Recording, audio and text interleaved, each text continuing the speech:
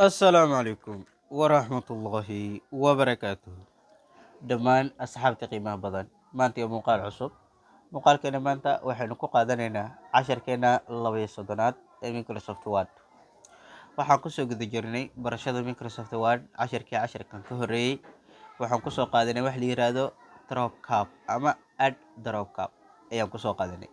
casharkeena maanta hadduu aybayna raali ka noqdo waxaan ku qaadanayna wax loo yaqaano signature line ayaan ku qaadanayna ama xariiqa saxiixa ayaan ku qaadanayna. ugu horeyn waxaan soo kicinaynaa waxaan soo furaynaa wordkeena ayaan soo kicinaynaa oo ah documentiga aan ku baraatikay jirnay. Okay, documentiga markii gudaha aan soo galno, okay, meeshan ayaa meel ka banaysanaynaa. Okay, signature line. Okay, aan dhaho ama page qaybtiisa ugu dambeysa aan tago.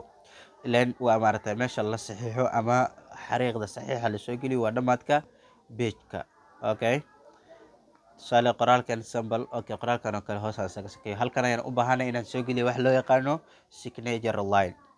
Okay, xariiqda saxiixa loo yaqaana. Okay, maxay nooga baahan tahay meeshan? waxaa la gelin doonaa wax la yiraahdo qofka documentigan saxiixa iyo magaciisa, emailkiisa iyo title-ka uu yahay. title-ka uu ku saxiixay ayaa la gelin doonaa. Okay, ugu horeyn waxaan tagaynaa halkan insert ay noogu qoran tahay. halkan ayaan tagaynaa. halkan markii aan tagno fiiri waa maaragtay qaybtan halkan oo textiga halkan ayaan ku dhufanaynaa. halkan waxaa ku qoran Microsoft Office signature line iyo sidoo kale add signature surface.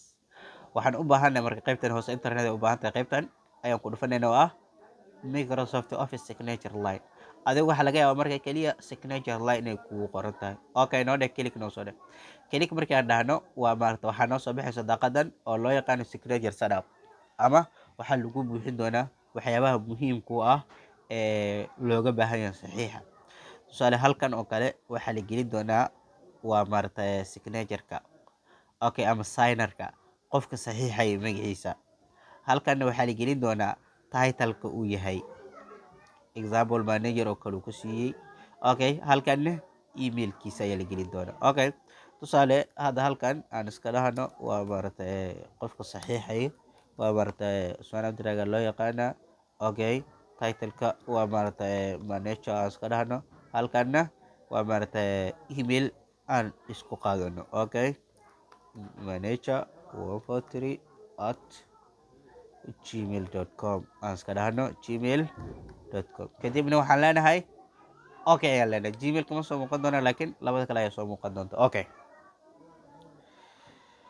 okay, wuu ku maqan yahay iska sugno. waa maaragtay isaga inoo soo saari doona ama qaybta hoose inoo dhaadhiciya aan fiirin bal. Okay, waa kan qaybta hoose oo nageeyey mujida qaybta hoose uu nageeyey kor aan soo qaadno. Okay, position ahaan meesha ku yar marka position ahaan meesha ayaa ku yar. Okay, si aan kor ugu soo qaadno. Okay, intaa iska bixino. waa kan marka meeshan waxaa nooga qoran qofka saxiixaya magaciisa. halkan waxaa nooga qoran title-ku yahay. xariiqda dheer oo x ay ku dul qoran tahayna waa meesha qofka uu saxiixi lahaa ama uu fuuli lahaa saxiixa meesha uu fuuli lahaa waa signature line. Okay, sidoo kale symbol caadi waxaa la iska isticmaalaa haddii aan la soo muujinaynin waa maaragtay magaca iyo cidda saxiixida haddii aan la soo muujinaynin oo maaragtay saxiix oo kaliya loo baahan yahay. Okay, halkana inta lasoo qoro sign ama signature. Okay, halkan inta signature la soo qoro laba dhibcood la siiyo maaragtay xariiqadan inta la isla qabto shift iyo minus inta la qabto xariiqdaas ayaa loo sameeyaa. kadibna caadi qofka halkaas ayuu saxiixa. badanaa manualkan ay dadka aad ay u isticmaalaan. Okay, waxaan u malaynayaa signature line isaguna inaan fahanay.